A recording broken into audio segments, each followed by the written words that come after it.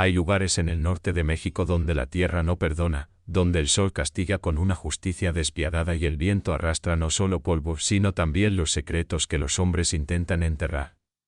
En la inmensidad ocre de Sonora, entre las sombras alargadas de los cactos y el silencio roto apenas por el graznido lejano de un cuervo, se escriben historias que nunca llegarán a los periódicos. Historias de injusticia tallada con hierro caliente sobre la carne de los indefensos, pero también historias de redención tan inesperadas como el florecer de un cirio después de la primera lluvia.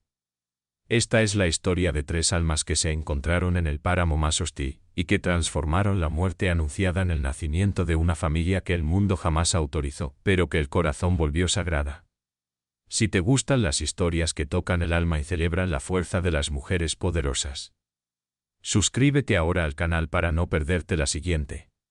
Benedicto Herrera no era un hombre que esperara nada de la vida. A sus 49 años, había aprendido que el desierto mexicano te enseña dos cosas: a caminar con los ojos abiertos y a no hacer preguntas que nadie va a responder. Su rostro curtido contaba la historia de 20 años trabajando bajo el sol implacable de Sonora, reparando molinos de viento en ranchos olvidados, excavando pozos en tierras que se negaban a dar agua, sobreviviendo con la paga escasa que los hacendados le arrojaban como quien alimenta a un perro del que no recuerda el nombre.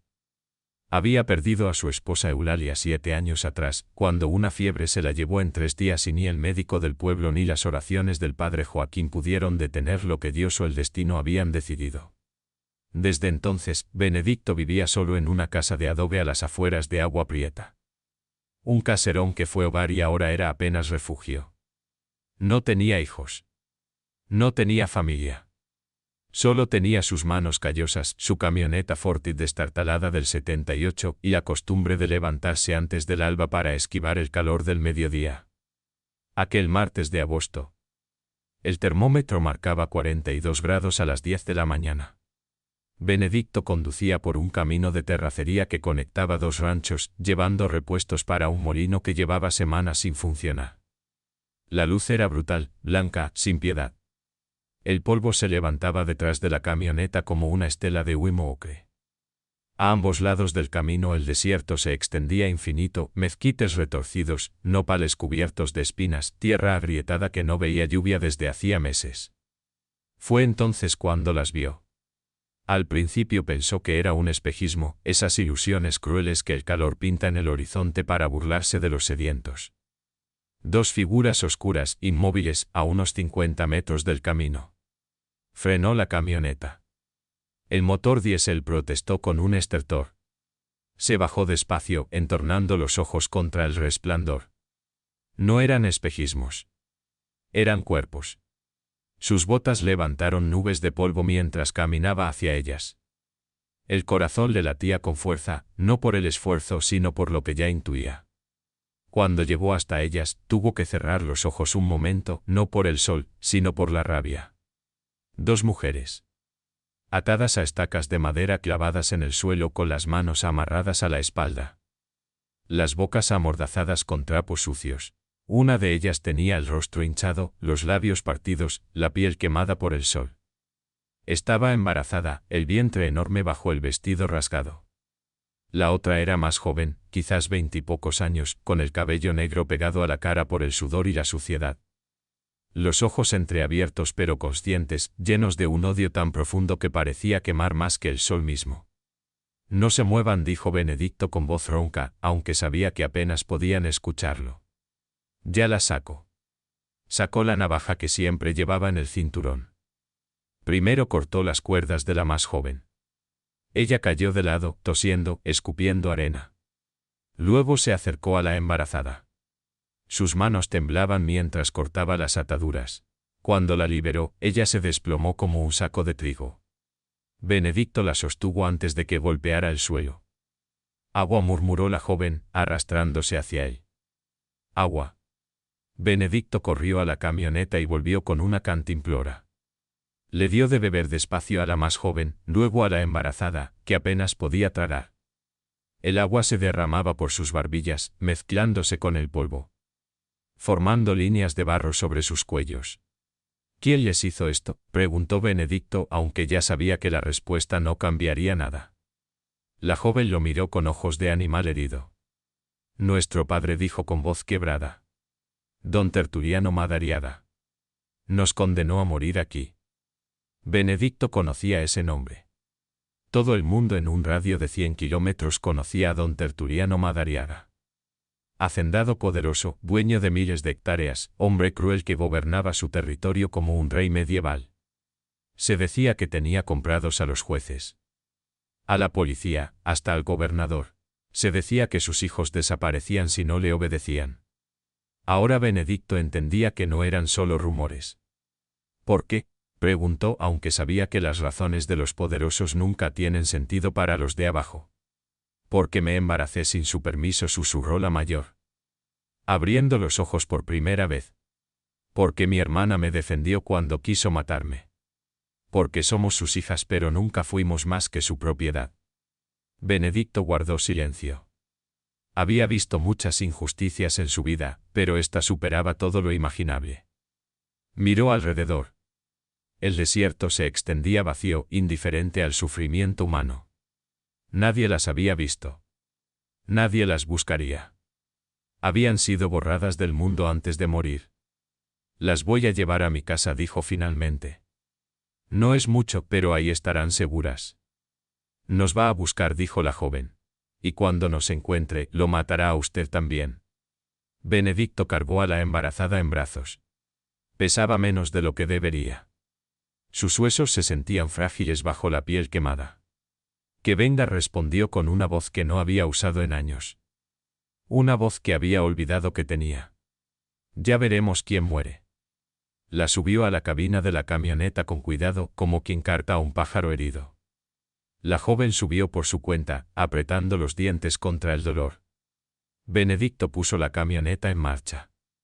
Las llantas giraron sobre la arena, levantando una nube que borró las estacas y las cuerdas cortadas, como si la tierra misma quisiera olvidar lo que había presenciado. Mientras conducía de regreso a Agua Prieta, Benedicto miró por el espejo retrovisor a las dos mujeres en el asiento trasero. La embarazada había perdido la consciencia. La joven la sostenía contra su pecho, acariciándole el cabello con manos temblorosas, murmurando palabras que él no alcanzaba a escuchar pero que sonaban como oraciones o promesas. En ese momento, sin saberlo todavía, Benedicto Herrera dejó de ser un hombre solo. En ese momento comenzó la construcción de una familia que nacería no de la sangre, sino del agua compartida en el desierto, del pan partido en tiempos de hambre, de la dignidad recuperada bajo el mismo techo. La casa de Benedicto estaba a 3 kilómetros del pueblo. Al final de un camino que serpenteaba entre colinas bajas y matorrales espinosos. Era una construcción antigua, de adobe y vigas de mezquite, con un corredor frontal donde colgaban herramientas oxidadas y una puerta de madera que crujía como huesos viejos al abrirse. Adentro había 3 habitaciones pequeñas, una cocina con estufa de leña, y un patio trasero donde antes Eulalia cultivaba tomates y chiles que ahora solo crecían como plantas salvajes, sin orden ni cuidado. Benedicto llevó a las mujeres al interior. La temperatura era más fresca. Gracias a las paredes gruesas que mantenían afuera el calor infernal del mediodía. Acomodó a la embarazada en su propia cama, la única que tenía colchón decente. La joven se dejó caer en una silla de madera junto a la mesa de la cocina, con la cabeza entre las manos. ¿Cómo se llaman?, preguntó Benedicto mientras bombeaba agua del pozo en una jarra de barro. Ella es Rosalía, respondió la joven, señalando hacia la habitación. Yo soy Concepción. Conchita, si quiere. Benedicto Herrera se presentó él, ofreciéndole la jarra. Esta es su casa ahora. El tiempo que necesiten. Concepción bebió con ansia, el agua derramándose por las comisuras de su boca. Cuando terminó, lo miró con ojos donde la desconfianza peleaba contra el agradecimiento. ¿Por qué nos ayuda? Nadie ayuda a las hijas de don Tertuliano. Tiene demasiado poder. Demasiados hombres armados. Porque lo correcto no se negocia con el miedo, respondió Benedicto, y aunque las palabras sonaron simples, llevaban el peso de toda una vida de principios silenciosos. Durante los siguientes 3 días, Benedicto se convirtió en enfermero improvisado. Limpió las heridas de las mujeres con agua hervida y alcohol, aplicó que había usado antes en animales heridos y que también funcionaban en humanos. Las quemaduras del sol eran severas, la deshidratación había cobrado su precio. Rosalía deliraba con fiebre. Llamando a alguien llamado Rafael, llorando entre sueños. Concepción sanaba más rápido, su cuerpo joven resistiendo mejor el castigo del desierto, pero su alma parecía herida de una manera que ningún té podría curar. Benedicto cocinaba sopas ligeras. Frijoles con tortillas, café de olla que endulzaba con piloncillo. Las alimentaba despacio con paciencia de padre o de hermano mayor. No hacía preguntas. Solo trabajaba, callado, eficiente, dejando que el tiempo hiciera su trabajo de curación. Al cuarto día, Rosalía despertó completamente lúcida.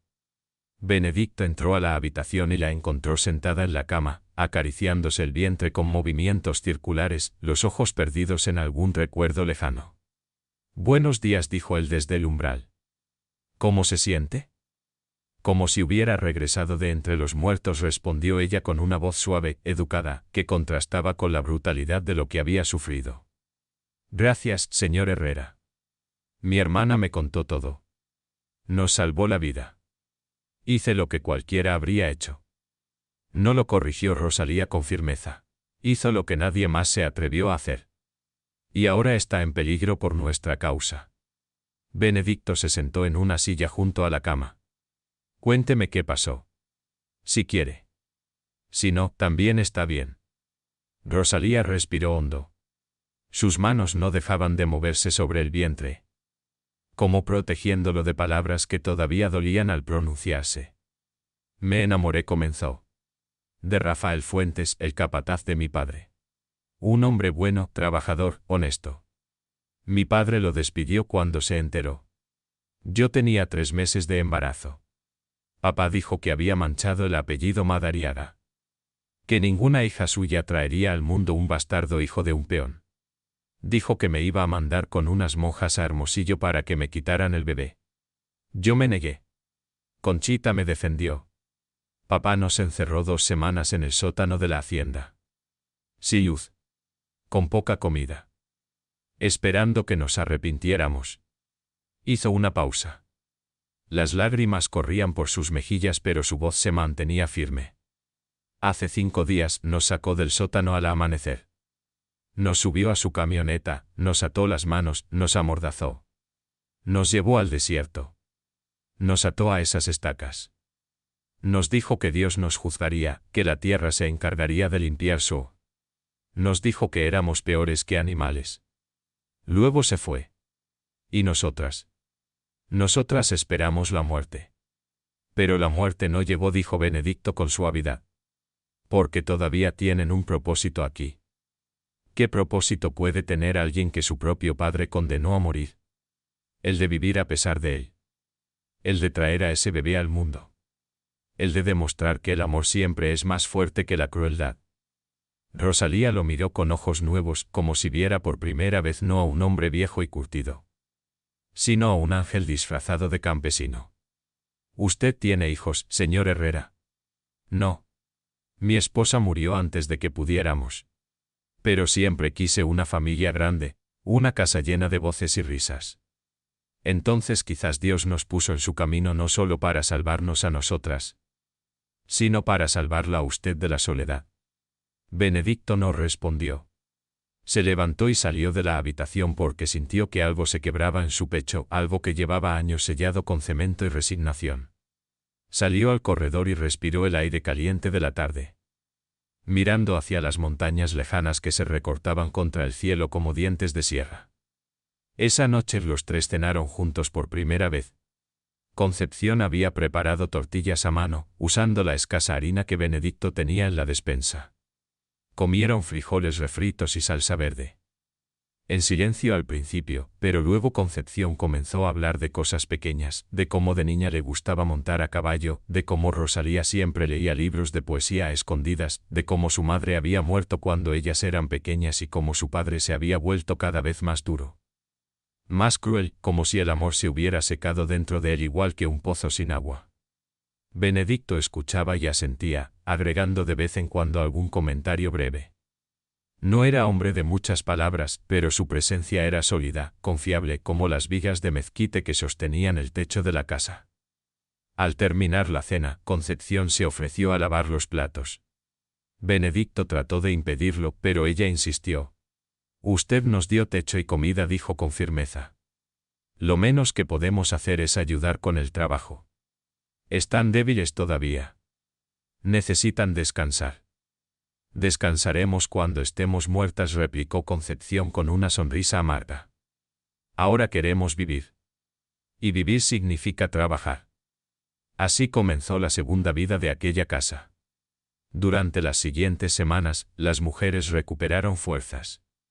Rosalía, a pesar del embarazo avanzado, insistió en ayudar con las tareas ligeras, cocinar, barrer, remendar la ropa de Benedicto que estaba llena de agujeros.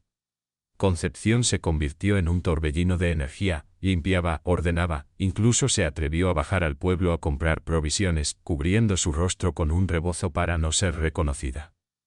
Pero fue en el huerto donde encontraron su verdadero propósito. El patio trasero era un desastre, tierra seca, plantas muertas, herramientas abandonadas. Benedicto llevaba años sin tocarlo, incapaz de enfrentar el espacio que había sido el orgullo de Eulalia. Pero una mañana, Rosalía salió con una pala vieja y comenzó a cavar. ¿Qué hace?, preguntó Benedicto, sorprendido. Voy a plantar un huerto, respondió ella sin dejar de cavar. Voy a hacer que esta tierra dé vida otra vez. Está embarazada. No debería hacer ese esfuerzo. Estoy embarazada, no muerta. Y necesito hacer algo con las manos. Algo que crezca. Algo que florezca. Benedicto quiso protestar, pero algo en la determinación de Rosalía lo detuvo. En cambio, fue a buscar más herramientas. Concepción se unió a ellos. Durante días, los tres trabajaron el huerto, aflojaron la tierra, hicieron canales para el riego, plantaron semillas de jitomate, chile, cilantro, calabaza. Benedicto instaló un sistema de goteo conectado al pozo. El agua corría por las canaletas como venas de vida, irrigando un cuerpo resucitado. Trabajaban en silencio o conversando de cosas simples. Benedicto les contaba historias de los ranchos donde había trabajado, de los pozos que había excavado, de la vez que encontró un venado herido y lo cuidó hasta que pudo volver al monte. Las mujeres compartían recuerdos de su infancia. De antes de que todo se volviera oscuro en la hacienda de su padre. El huerto se convirtió en algo más que un proyecto agrícola. Se convirtió en un símbolo donde antes había muerte y abandono, ahora había esfuerzo compartido y esperanza verde. Cada brote que asomaba de la tierra era una victoria contra el desierto. Contra don Tertuliano, contra el destino que había intentado destruirlas. Y en esas semanas de trabajo callado bajo el sol, algo más comenzó a crecer. Algo invisible pero más real que las plantas, el respeto mutuo, la confianza, los primeros hilos de lo que algún día sería una familia del corazón. Una noche después de cenar, Rosalía le dijo a Benedicto: cuando nazca el bebé, quiero que usted sea su abuelo. No de sangre. De esas cosas más importantes que la sangre. Benedicto sintió que se le cerraba la garganta. No pudo responder con palabras. Solo asintió. Y en ese gesto había más compromiso que en cualquier juramento legal. Concepción, desde el otro lado de la mesa, agregó: y yo quiero quedarme aquí. Cuando todo esto termine, si es que alguna vez termina, no quiero volver a ese mundo. Quiero este de tierra y agua y tortillas en el comal. Este siempre será su mundo, respondió Benedicto. Esta siempre será su casa. Afuera, el viento nocturno soplaba entre los mezquites. El desierto extendía su silencio hasta el horizonte. Pero dentro de aquella casa de adobe, tres personas que el destino había maltratado comenzaban a tejer algo nuevo. Algo que no tenía nombre en los registros civiles, pero que tenía el peso sagrado de lo elegido, no de lo impuesto. Las primeras estrellas aparecieron en el cielo. Y en el huerto, invisible todavía pero ya germinando bajo la tierra, crecía la promesa de los tomates que florecerían en septiembre. La paz duró 43 días. Era sábado por la tarde cuando el padre Joaquín apareció por el camino polvoriento que llevaba a la casa de Benedicto. El sacerdote tenía 72 años, la espalda encorvada por décadas de inclinarse ante los altares y las penas ajenas. Pero sus ojos seguían siendo agudos como los de un halcón.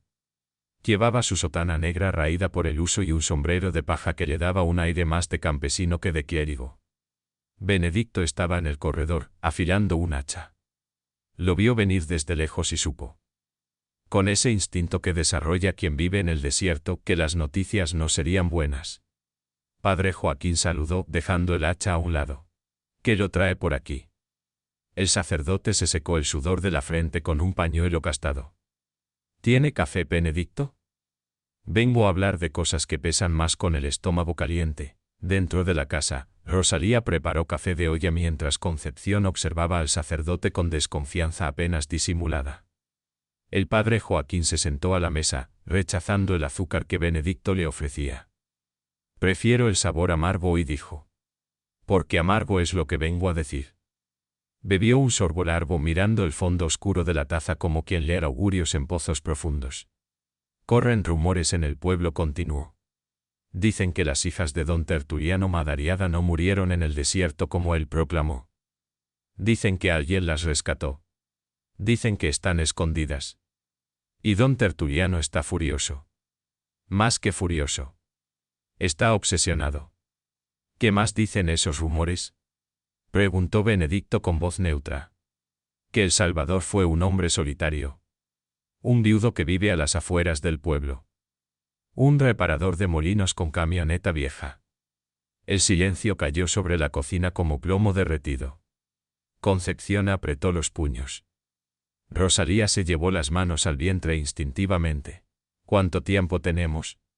Preguntó Benedicto. No lo sé, admitió el padre Joaquín. Don Tertuliano tiene hombres buscando. Tiene oídos en todos lados. Pero también tiene orgullo. No va a actuar abiertamente todavía. Primero querrá estar seguro. Luego vendrá con toda su furia. ¿Por qué nos advierte? Preguntó Concepción. Usted es el confesor de mi padre.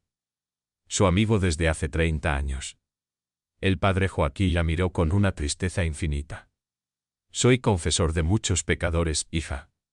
Pero también soy servidor de un Dios que está del lado de los oprimidos, no de los opresores. Tu padre ha cometido muchas barbaridades que he tenido que tragar en silencio por el secreto de confesión. Pero esto. Dejar morir a sus propias hijas. Esto supera todo lo que mi conciencia puede soportar. Se levantó despacio, las rodillas crujiendo. Vengo a advertirles. Y a decirles que tienen amigos en el pueblo. No muchos, don Tertuliano tiene a casi todos comprados o aterrorizados. Pero los hay.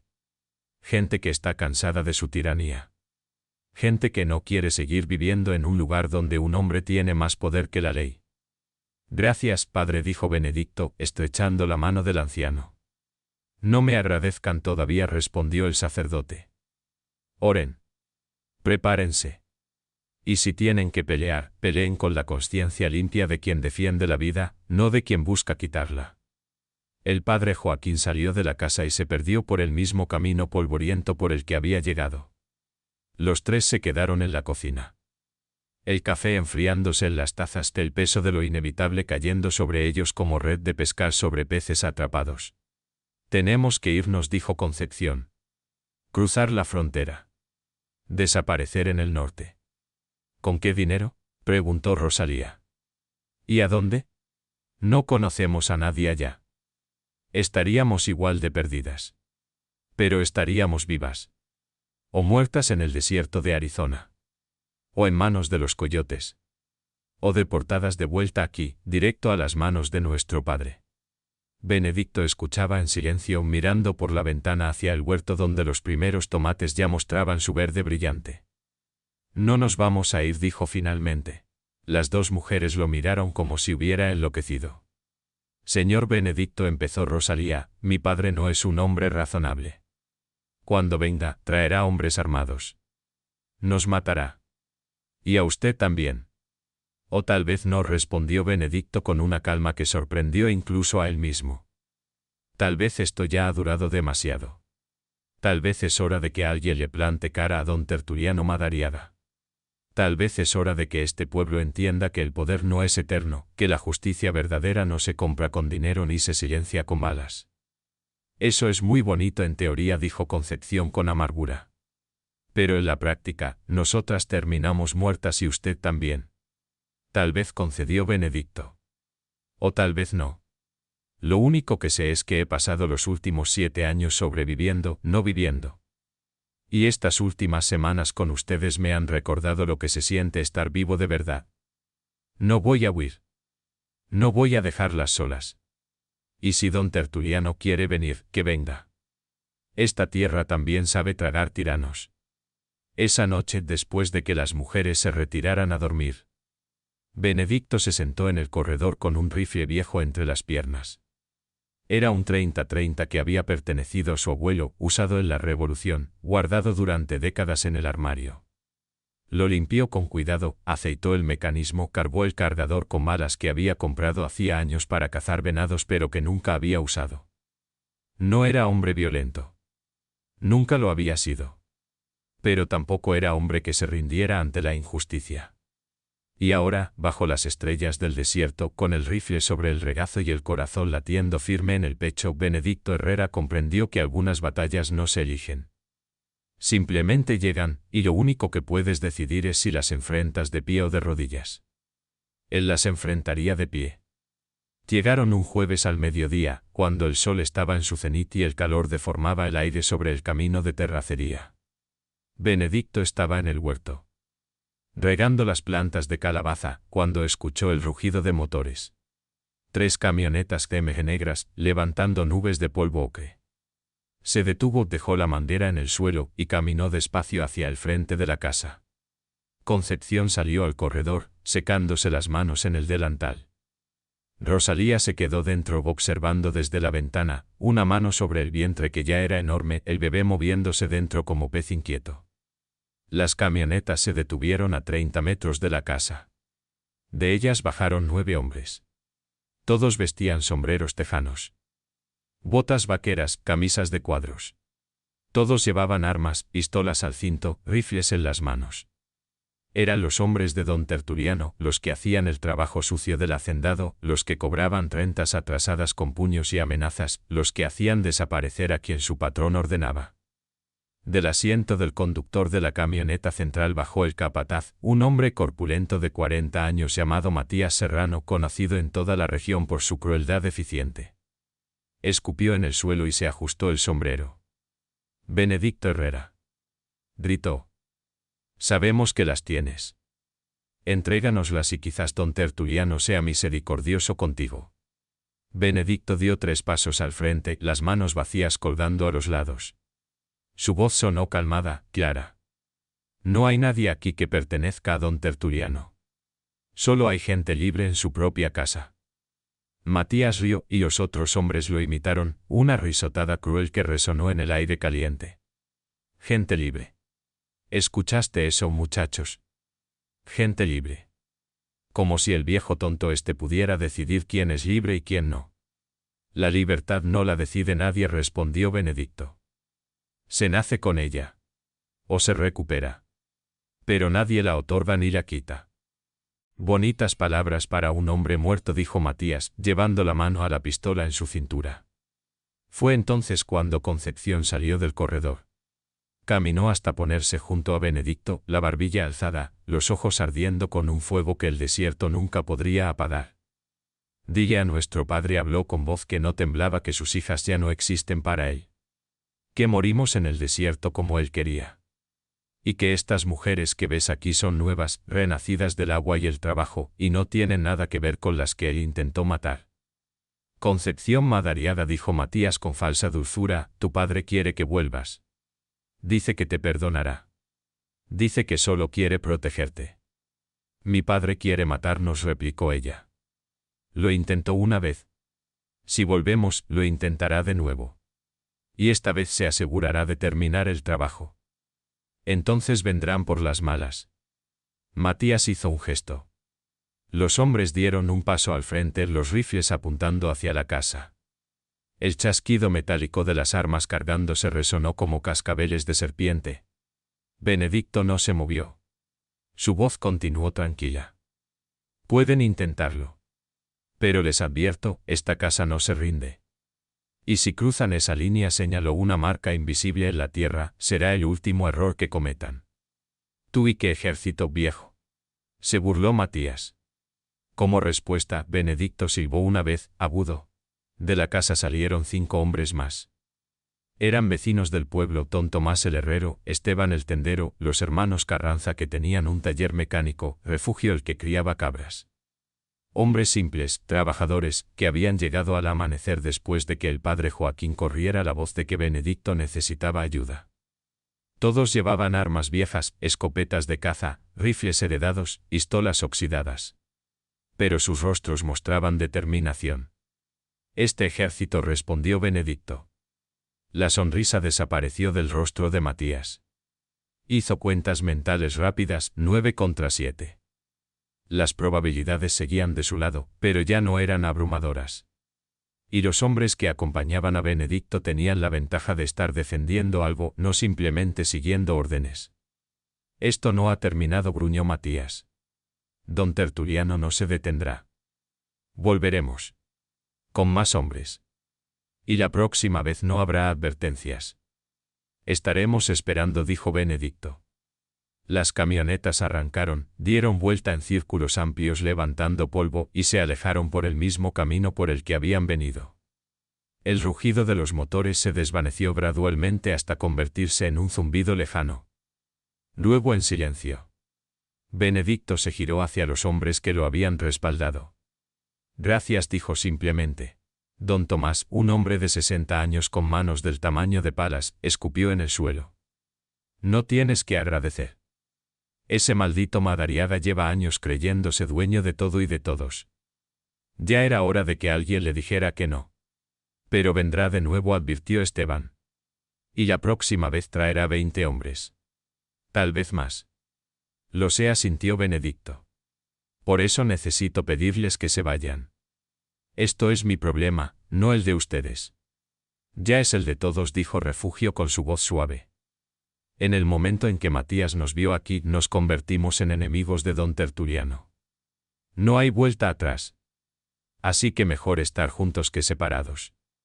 Los hermanos Carranza asintieron. Uno de ellos, el más joven, agregó: además, don Benedicto, usted nos arregló el pozo el año pasado sin cobrarnos ni un peso porque sabía que estábamos pasando dificultades. Es hora de devolver el favor. Benedicto sintió algo cálido expandirse en su pecho. No estaba solo. Nunca lo había estado realmente. El desierto era cruel, sí, pero la gente que vivía en él había aprendido que la única manera de sobrevivir era cuidándose unos a otros. Entonces prepárense, dijo.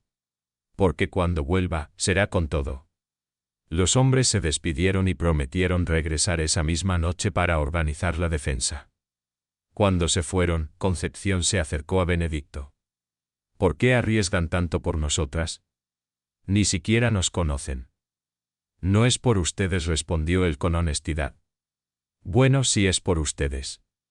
Pero también es por ellos. Por años y años de soportar la bota de don Tertuliano sobre el cuello.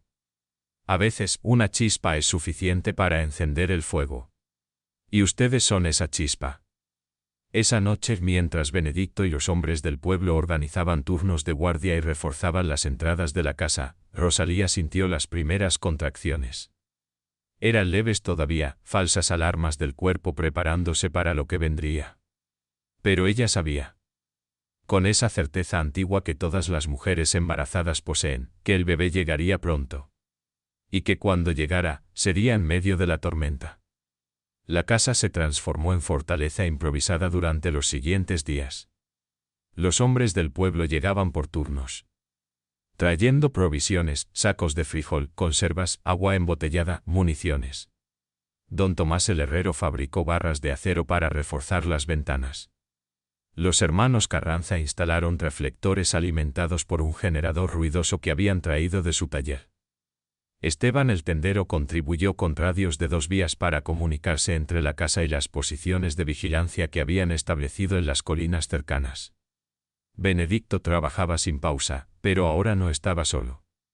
Era un esfuerzo colectivo, cada hombre aportando según sus habilidades, carpintería, soldadura, conocimiento del terreno. Las mujeres no se quedaban atrás. Concepción aprendió a disparar con el rifle viejo de Benedicto, practicando contra latas vacías en el patio trasero hasta que sus manos dejaron de temblar al sostener el arma.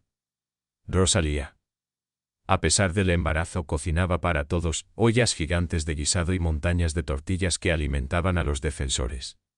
Una noche, cuando los demás se habían ido y solo quedaban Benedicto, Concepción y Rosalía, se sentaron en el corredor a beber café. La luna creciente colgaba sobre el desierto como uña de plata. El aire nocturno traía alivio del calor diurno, una brisa que olía a creosota y tierra seca. Nunca les pregunté, dijo Benedicto, rompiendo un largo silencio. ¿Qué pasó con Rafael, el padre del bebé? Rosalía miró su taza, viendo reflejos lunares en la superficie oscura del café. Mi padre lo mandó matar, dijo con voz plana, sin emoción, como quien lee una sentencia.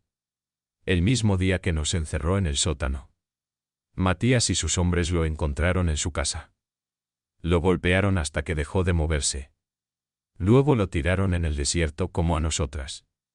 Como basura. Lo siento, dijo Benedicto, y las dos palabras llevaban el peso de toda la impotencia humana ante la muerte injusta. Yo también, respondió Rosalía.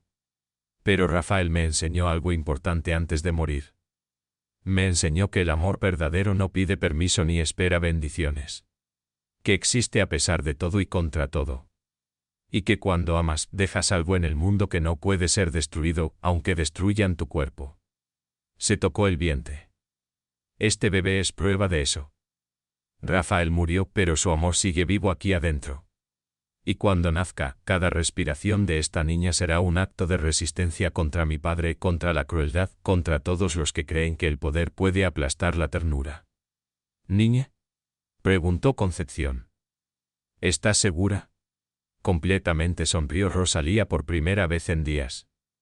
Es una niña. Lo siento en mis huesos. Y se llamará Clara.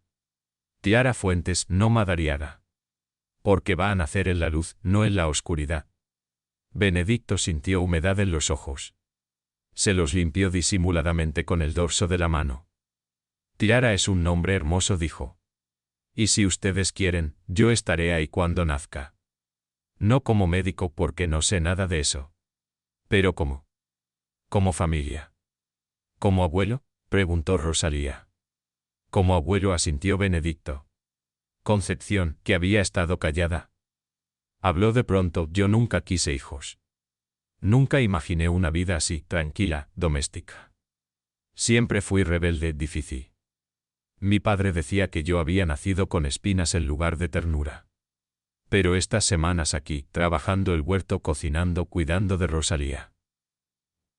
No sé. Siento que quizás hay otra manera de ser fuerte.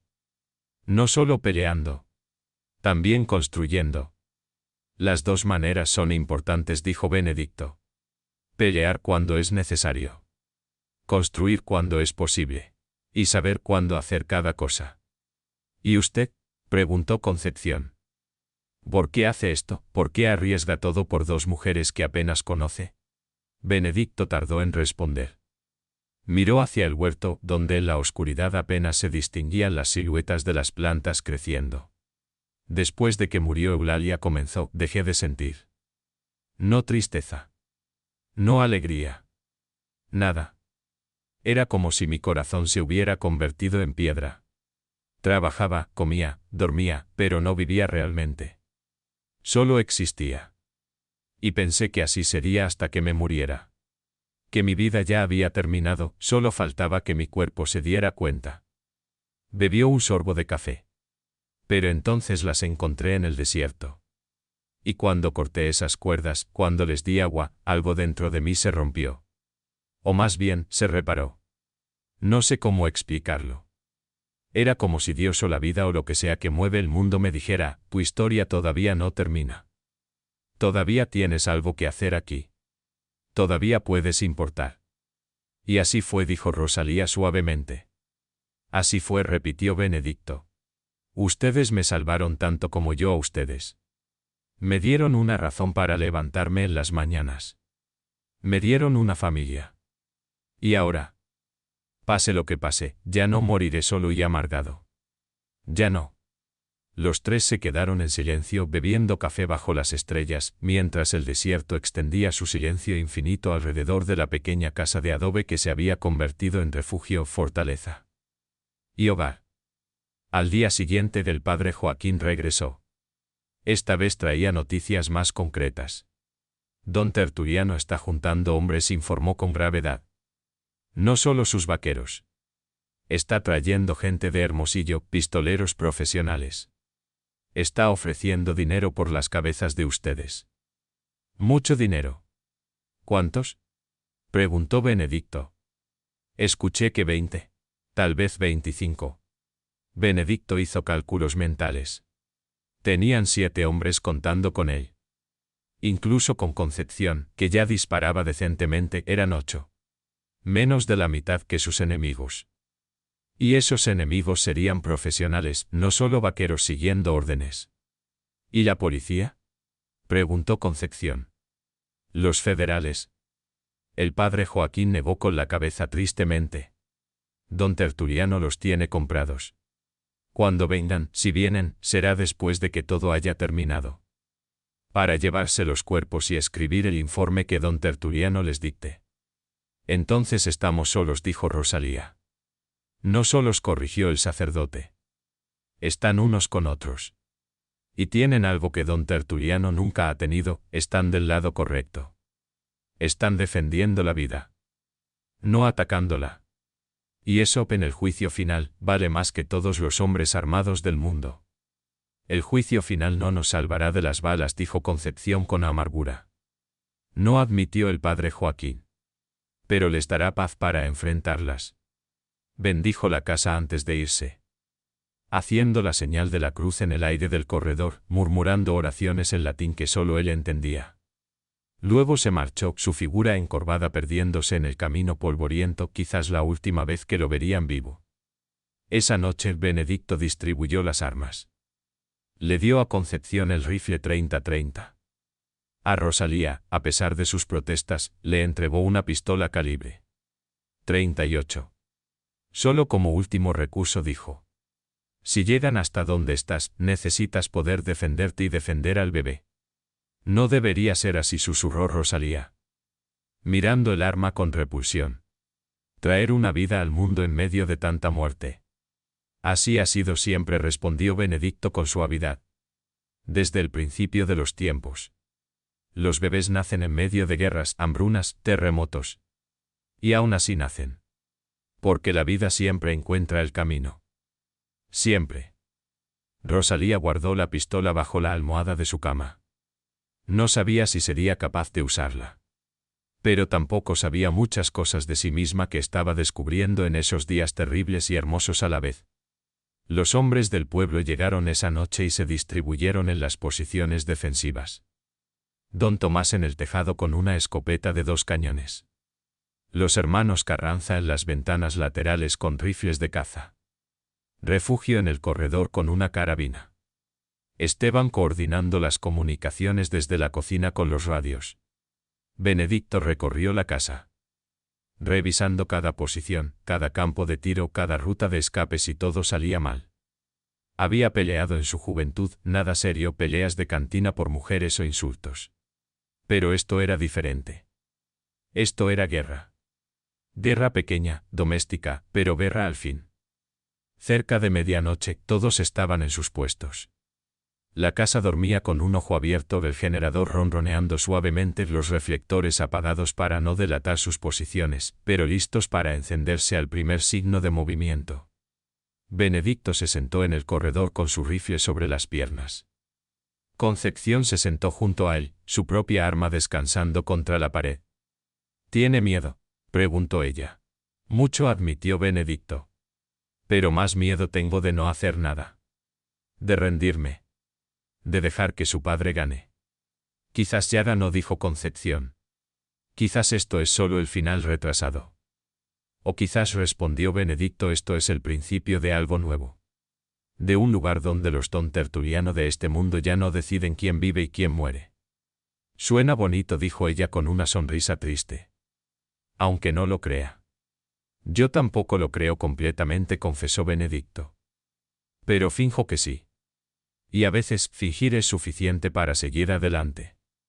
La noche avanzó lenta, pesada. Las estrellas giraron sobre el desierto.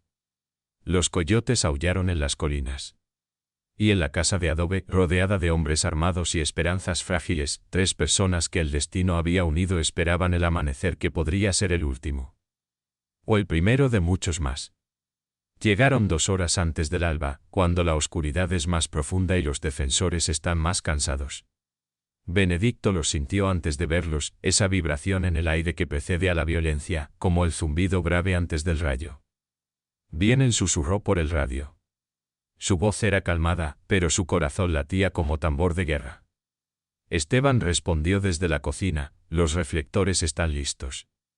Enciendo en cuanto los tengas a la vista. Benedicto vio las primeras sombras moviéndose entre los matorrales. Siluetas oscuras contra el horizonte apenas menos negro. Muchas. 20, 25, tal vez más. Se movían con coordinación militar, rodeando la casa desde 3 direcciones, dejando solo la parte trasera abierta, un túnel de escape hacia el desierto que era en realidad una trampa. Ahora, dijo Benedicto. Los reflectores se encendieron con un chasquido eléctrico bañando el terreno frente a la casa en luz blanca y brutal. Los atacantes se detuvieron, deslumbrados momentáneamente, protegiéndose los ojos. Benedicto los contó rápidamente, 29 hombres. Todos armados con rifles automáticos, pistolas, algunos incluso con chalecos antibalas. Al frente, montado en un caballo negro como la noche misma, estaba don Tertuliano Madariaga. El hacendado tenía 65 años, pero se sentaba en la silla como general de ejército antiguo. Alto, delgado, con bigote plateado y ojos que incluso a distancia brillaban con una rabia fría y calculada. Vestía traje negro y sombrero de ala ancha. En su mano derecha sostenía un rifle Winchester grabado con oro, más símbolo que arma. Benedicto Herrera. Gritó su voz, amplificada por el silencio del desierto. Entrega a mis hijas y te perdonaré la vida. Resiste y morirás como el perro que eres. Benedicto se puso de pie. Desde el corredor, iluminado por los reflectores, su figura debía verse pequeña, insignificante contra el ejército privado del hacendado. Pero su voz sonó firme: sus hijas no están aquí, don Tertuliano. Aquí solo hay mujeres libres que eligieron su propio camino. Y no se las llevará mientras yo respire. La risa del hacendado resonó amarga en la noche. Entonces dejarás de respirar muy pronto. Alzó una mano. Sus hombres levantaron las armas. El momento se congeló, ese segundo eterno antes de que estalle el infierno, cuando todavía es posible dar marcha atrás pero nadie lo hará. Fue Concepción quien rompió el silencio. Salió al corredor junto a Benedicto. El rifle en las manos, la barbilla alzada en desafío. Padre. Gritó. Nos dejaste morir. Nos ataste como animales y nos abandonaste bajo el sol. Ya no eres nuestro padre. Ya no eres nada para nosotras. Don Tertuliano pareció encogerse un momento como si las palabras fueran balas que atravesaran su armadura de arrogancia. Pero se recuperó rápido. Eras una niña malcriada que necesitaba ser domada. Y tu hermana una puta que se acostó con la servidumbre. No merecían el apellido Madariaga. Entonces ya no lo tenemos. Gritó Concepción. Morimos en el desierto como querías. Y ahora somos otras. Somos mejores que tú. Somos libres. La cara del hacendado se contorsionó en furia. Maten a todos. Rugió. No dejen piedra sobre piedra. El tiroteo estalló como tormenta súbita.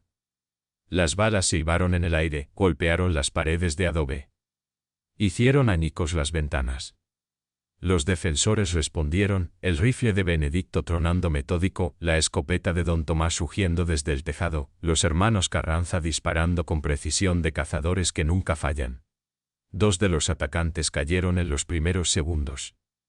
Los demás buscaron cobertura detrás de rocas y matorrales. El tiroteo se convirtió en intercambio constante, los atacantes avanzando por oleadas, los defensores conteniéndolos con fuego disciplinado. Benedicto sentía la adrenalina corriendo por sus venas.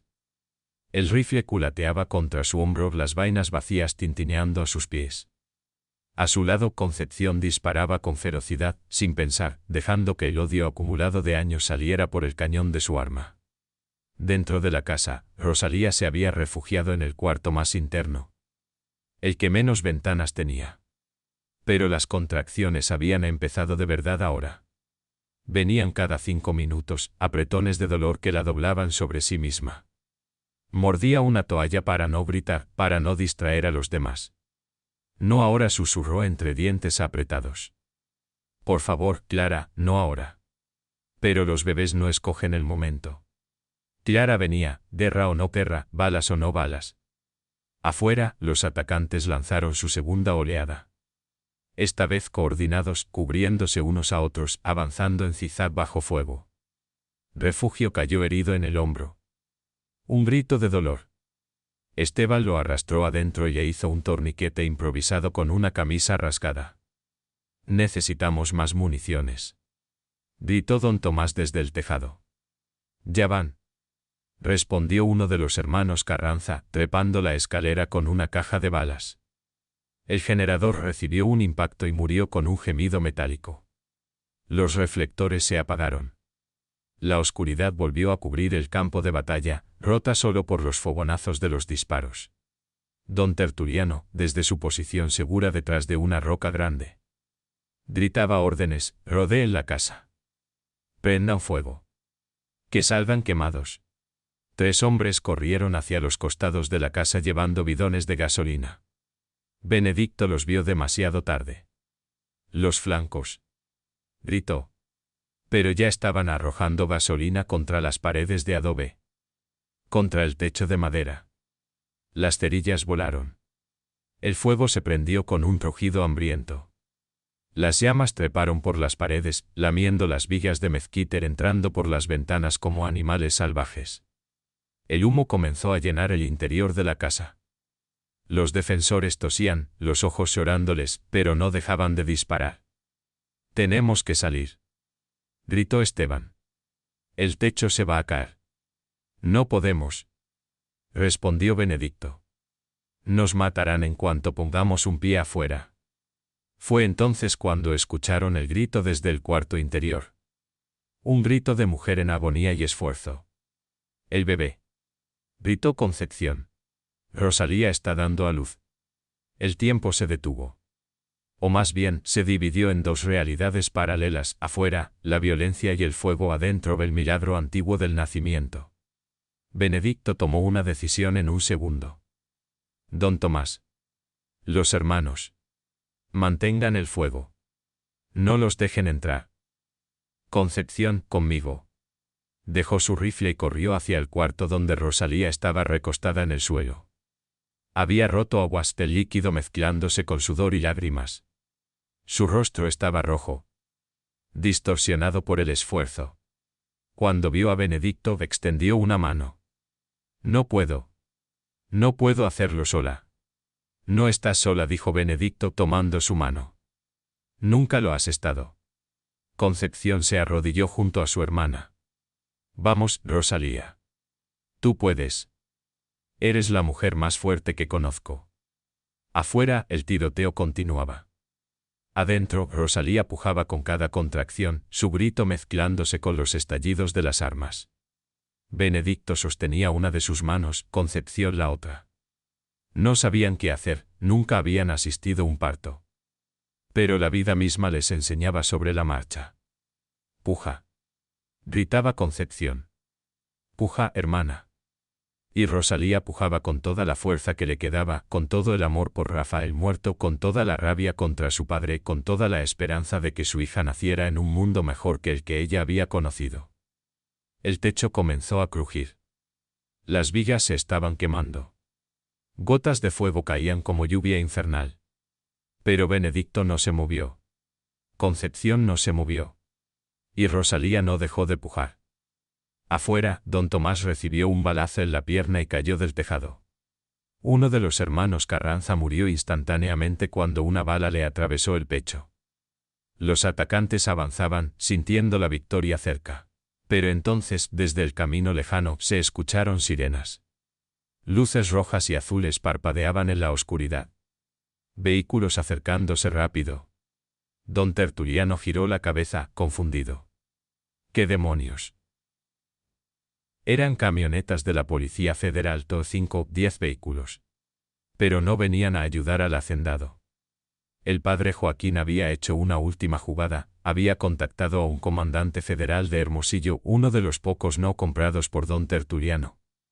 Uno que llevaba años esperando una oportunidad de acabar con el tirano del desierto. Los federales bajaron de sus vehículos con armas en alto. ¡Alto al fuego! Bajen las armas. Que están rodeados. Los hombres de don Tertuliano vacilaron, mirando a su patrón. Algunos bajaron las armas inmediatamente, otros las apuntaron hacia los federales. La confusión reinaba. Don Tertuliano, viendo su imperio desmoronarse, hizo algo que nadie esperaba, espoleó su caballo y cargó hacia la casa, el rifle en alto, gritando como loco. Si no puedo tenerlas, nadie las tendrá. Disparó hacia las ventanas. Disparó hacia la puerta. Disparó ciego, consumido por la locura. Fue Concepción quien salió al corredor. Con el rifle de Benedicto en las manos, cansada, cubierta de hollín y sangre, pero inquebrantable. Vio a su padre cargando hacia ella en su caballo negro, la encarnación de todo lo que la había atormentado durante años. Alzó el rifle. Apuntó. No tembló. Esto es por Rafael, susurró. Esto es por Rosalía. Esto es por todas las que no tuvieron voz. Disparó una vez. Don Tertuliano Madariaga cayó de su caballo. El rifle chapado en oro voló de sus manos. Su cuerpo golpeó el suelo polvoriento y no se movió más. El silencio cayó sobre el campo de batalla como manto pesado. Los atacantes restantes bajaron las armas. Los federales avanzaron y comenzaron a arrestarlos. Las llamas todavía consumían partes de la casa, pero los hombres comenzaron a apagarlas con agua del pozo y arena. Y entonces, desde el interior de la casa ardiente, se escuchó un llanto. El llanto de un bebé. Clara había nacido. Benedicto salió del cuarto con el bulto diminuto envuelto en una sábana. Sus manos temblaban. Su rostro estaba manchado de lágrimas y humo. Detrás de él, Concepción ayudaba a Rosalía a levantarse, sosteniéndola, las dos mujeres llorando y riendo al mismo tiempo. Los federales, los hombres del pueblo que habían sobrevivido, todos se detuvieron y miraron. El amanecer comenzaba a romper en el horizonte, tiñendo el cielo de rosa y oro. Y en medio de la destrucción y la muerte había vida. Nueva vida. Inocente y perfecta. Benedicto alzó al bebé hacia el cielo que clareaba. Naciste libre, le susurró. Naciste libre. Clara Fuentes. Y nadie nunca volverá a quitarte eso. El bebé dejó de llorar un momento como si entendiera. Luego volvió a llorar, pero ahora era el llanto del hambre, del frío matinal, de las necesidades simples de los vivos. Rosalía extendió los brazos. Benedicto le entregó a su nieta. Porque eso era ahora, su nieta, no de sangre pero sí de todo lo que realmente importaba. El sol salió completamente. El desierto, testigo silencioso de tanta violencia, ahora presenciaba el triunfo del amor sobre la muerte. De la justicia verdadera sobre la ley corrupta, de la familia elegida sobre la familia impuesta. Don Tertuliano Madariaga yacía muerto en el polvo que tanto había pisoteado. Su imperio terminaba como comienzan todos los imperios del mal, en cenizas y olvido. Pero en los brazos de Rosalía, Clara Fuentes abría los ojos por primera vez, viendo un mundo que, aunque imperfecto, acababa de volverse un poco más justo. El comandante federal que había liderado la operación se llamaba Miguel Ángel Contreras. Era un hombre de 40 años, rostro marcado por la vida, ojos que habían visto demasiada corrupción y muy poca justicia. Caminó entre los cuerpos de los hombres caídos, entre los arrestados esposados junto a las camionetas, hasta llegar donde Benedicto sostenía a Rosalía. Señor Herrera, dijo, quitándose la gorra. El padre Joaquín me contó todo. Tardé en conseguir las autorizaciones. Casi llego demasiado tarde. Llegó a tiempo, respondió Benedicto. Es lo que importa. Contreras miró hacia el cadáver de don Tertuliano. Ese hombre llevaba décadas siendo intocable. Tenía comprados a gobernadores, jueces, políticos. Cada vez que intentábamos investigarlo, las órdenes venían de arriba: déjenlo en paz. Pero esto. Señaló la escena de destrucción: esto es diferente. Esto no se puede tapar. ¿Qué va a pasar ahora?, preguntó Concepción, todavía sosteniendo el rifle, negándose a soltarlo. Ahora, dijo Contreras, viene lo difícil. Los abogados de don Tertuliano van a tratar de enterrar esto. Van a decir que él fue la víctima, que ustedes lo atacaron. Van a torcer la verdad hasta que parezca mentira y la mentira verdad. Entonces nada cambia, dijo Concepción con amargura. No la corrigió el comandante.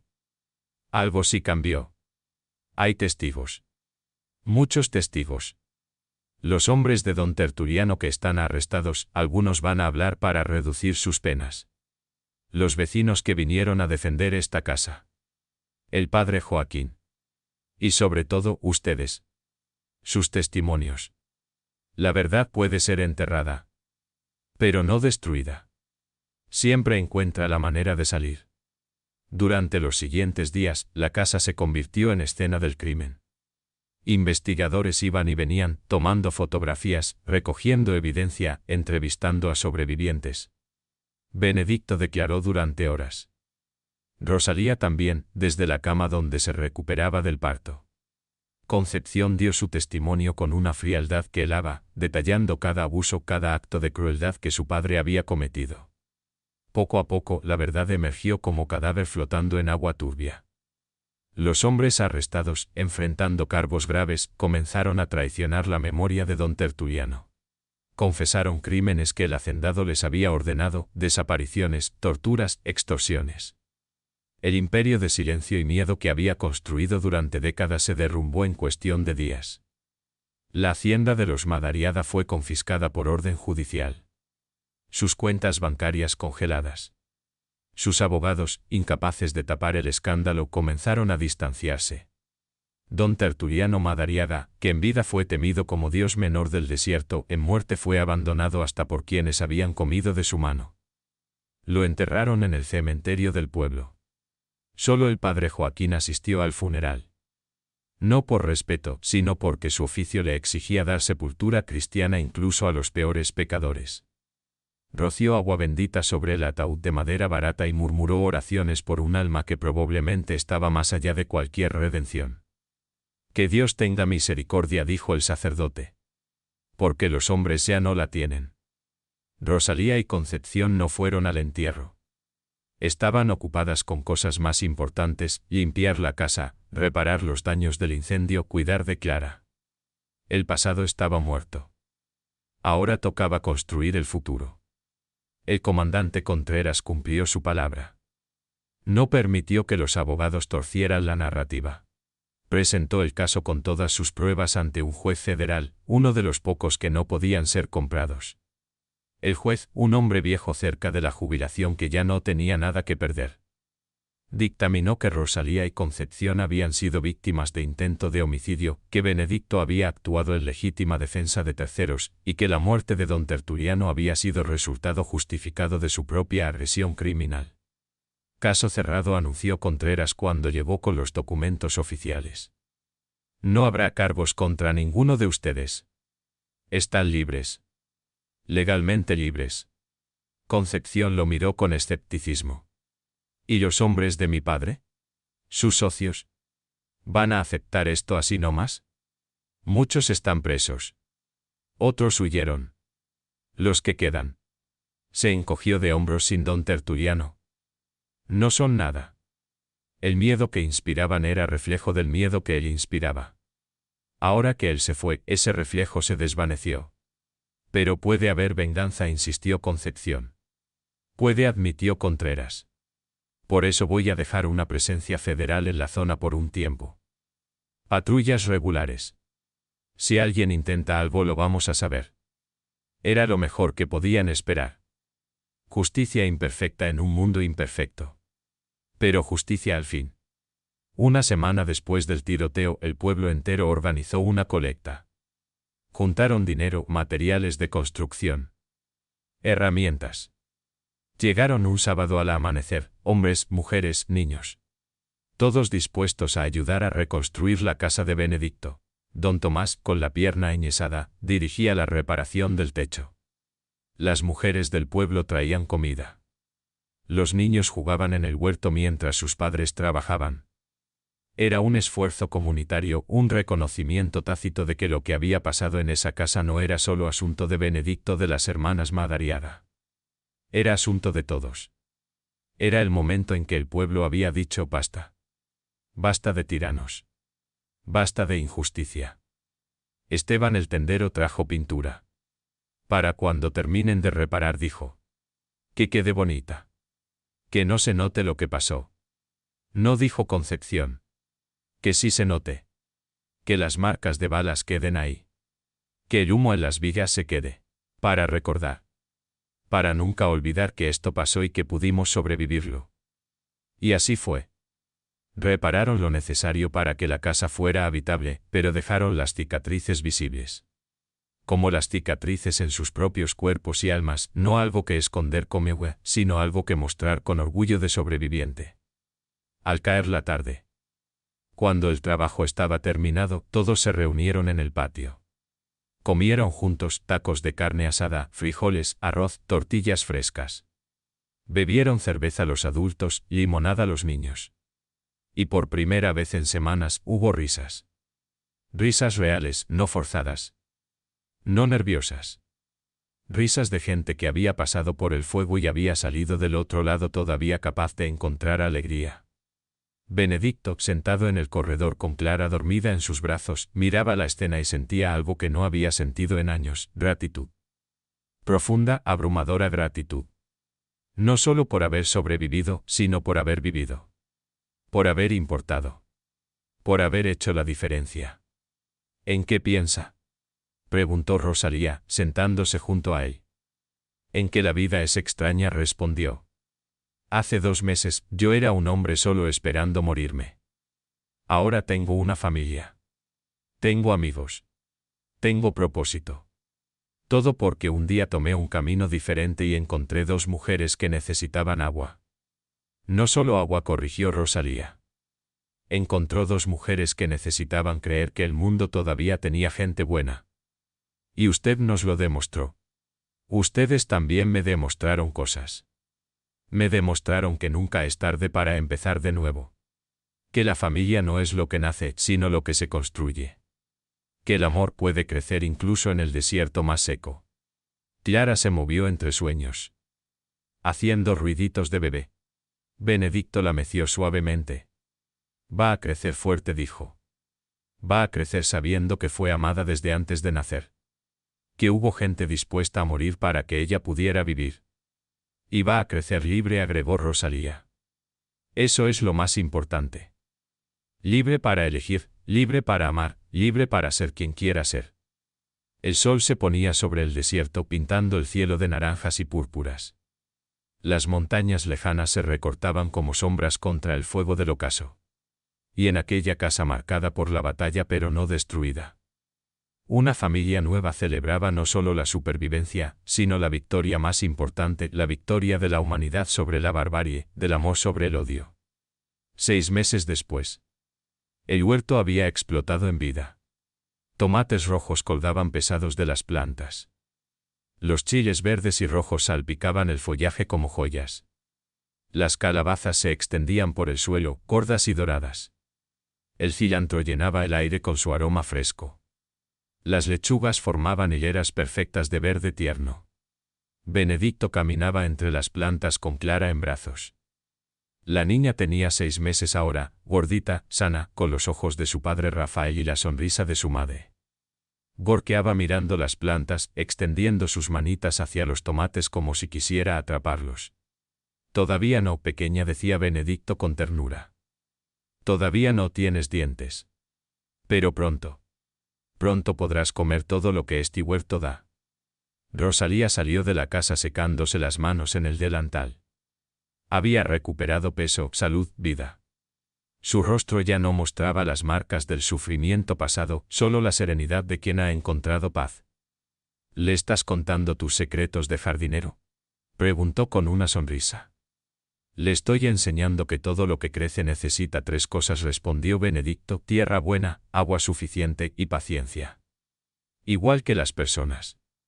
Concepción llevó del pueblo en la camioneta nueva que habían comprado con parte del dinero de la compensación que el gobierno les había otorgado. Traía provisiones, harina, azúcar, café y una bolsa de dulces para Clara que Benedicto siempre protestaba eran demasiado pronto, pero que igual terminaba dándole a escondidas. Llegó el padre Joaquín, anunció.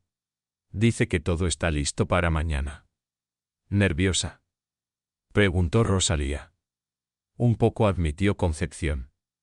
Es extraño casarse en la misma iglesia donde una vez fue bautizada como hija de don Tertuliano. Pero ahora te casas como Concepción Herrera, dijo Benedicto. Ese es tu nombre real. El que elegiste. Las 2 hermanas habían cambiado legalmente sus apellidos. Ya no eran Madariaga. Ahora llevaban el apellido de Benedicto, adoptadas oficialmente como sus hijas por un juez que había dicho: la sangre no hace la familia. El amor la hace. Y había estampado su firma en los documentos con una firmeza que tenía peso de sentencia final. Concepción se casaba mañana con uno de los hermanos Carranza, el que había sobrevivido al tiroteo. Se habían enamorado durante la reconstrucción de la casa, entre martillazos y conversaciones sobre todo lo que habían vivido. Era un amor tranquilo construido sobre respeto mutuo y supervivencia compartida. No había fuegos artificiales ni promesas grandiosas. Solo había 2 personas que se elegían todos los días y que planeaban seguir eligiéndose hasta que la vida o la muerte los separara. ¿Sabes?, dijo Concepción cuando estábamos atadas en el desierto, esperando morir. Nunca imaginé esto. Nunca imaginé que algún día sería feliz. Que tendría una vida normal. Que me casaría por amor, no por obligación o por negocio. Es porque dejaste de ser quien tu padre quería que fueras, dijo Benedicto, y te convertiste en quien tú querías ser. Con ayuda, añadió Concepción. Con mucha ayuda. Esa noche los 3 cenaron juntos como todas las noches. Rosalía cocinó mole de pollo, el plato que Eulalia solía hacer y cuya receta Benedicto había enseñado a sus hijas adoptivas. Comieron despacio, saboreando no solo la comida sino el momento, la familia reunida. La casa en paz, el futuro abierto como carretera bajo cielo despejado. Después de cenar, sentados en el corredor como tantas otras noches, Rosalía preguntó: ¿alguna vez extrañas tu vida anterior? La vida tranquila, sin complicaciones, antes de nosotras. Benedicto consideró la pregunta seriamente. A veces extraño la paz, admitió. Pero prefiero esto. Prefiero el ruido de Clara llorando en la madrugada, las discusiones sobre qué plantar en el huerto, las preocupaciones de si tendremos suficiente dinero para el mes. Prefiero este caos hermoso a aquel silencio vacío. ¿Y no te arrepientes?, insistió Rosalía. De todo lo que pasaste por nosotras. Las balas, el fuego, casi morir. ¿Arrepentirme? Benedicto la miró con incredulidad. Rosalía, ustedes me dieron lo único que un hombre puede desear, una razón para levantarse cada mañana. No me salvaron solo de la soledad. Me salvaron de dejar de ser humano. Antes de ustedes, yo solo existía. Ahora vivo. ¿Cómo podría arrepentirme de eso? Clara, que había estado jugando con sus pies en el regazo de Rosalía, soltó una carcajada súbita, uno de esos sonidos perfectos que solo los bebés pueden hacer. Los 3 adultos rieron con ella, contagiados por esa alegría pura e inocente. Ella nunca va a saber, dijo Concepción, lo que sufrimos para que pudiera nacer libre. Va a crecer pensando que esto es normal. Una familia que se quiere, un hogar seguro, un abuelo que la adora. Y está bien así, respondió Benedicto. No tiene que cargar con nuestro pasado. Tiene que construir su propio futuro. Ese es el regalo más grande que podemos darle, la libertad de no repetir nuestros errores, de no cargar nuestras cicatrices. La noche cayó sobre el desierto. Las estrellas brotaron en el cielo como flores de luz. El viento nocturno traía aromas de tierra mojada porque había llovido esa tarde, una lluvia ligera pero bendita que había aliviado la sed de las plantas. Dentro de la casa, todo estaba en orden para la boda de mañana. El vestido blanco colgaba en el armario. Las flores estaban en agua. Las alianzas descansaban en una cajita de terciopelo. Y en el huerto los tomates seguían madurando bajo la luna, rojos y perfectos, símbolo de todo lo que había crecido en esa tierra que una vez solo conoció dolor. Benedicto se levantó del corredor y se estiró, los huesos crujiendo. No era joven, pero tampoco se sentía viejo. Se sentía exactamente en el lugar correcto, en el momento correcto, con las personas correctas. Es hora de dormir, anunció. Mañana será un día largo. Rosalía tomó a Clara en brazos. La niña bostezó, los párpados pesados de sueño. Concepción apagó las luces del corredor. Los tres entraron a la casa, cerrando la puerta detrás de ellos pero sin ponerle seguro, porque ya no tenían miedo, porque ya no había de qué protegerse excepto del frío nocturno. Y afuera, el desierto se extendía infinito bajo las estrellas, ese mismo desierto que había sido testigo del casi final de 2 vidas y que ahora era testigo del florecimiento de 3, pronto 4 cuando Concepción se casara, eventualmente más cuando Clara creciera y trajera su propia familia. El desierto no olvidaba. Guardaba en su tierra las historias de todos los que habían caminado sobre él, los que murieron solos y los que encontraron compañía, los que oprimieron y los que liberaron, los que se rindieron y los que resistieron hasta el último aliento. Y esta historia, la historia de Benedicto y Rosalía y Concepción y Clara, quedaría grabada en esa tierra para siempre. No en placas de bronce ni en monumentos de piedra, sino en algo más duradero, en el huerto que florecía cada primavera, en la casa que resistía cada tormenta. En el ejemplo vivo de que incluso en el lugar más árido del mundo del amor puede echar raíces si se riega con sacrificio, se fertiliza con bondad, y se protege con la fuerza inquebrantable de quien ha decidido que la vida, siempre, vale la pena. El amanecer llegaría pronto. Y con él, una boda. Y después de la boda, más días de trabajo y alegría. Y después de esos días, más días aún. Una cadena infinita de amaneceres donde la justicia verdadera había triunfado sobre la ley corrupta, donde la familia del corazón había demostrado ser más fuerte que la familia de sangre.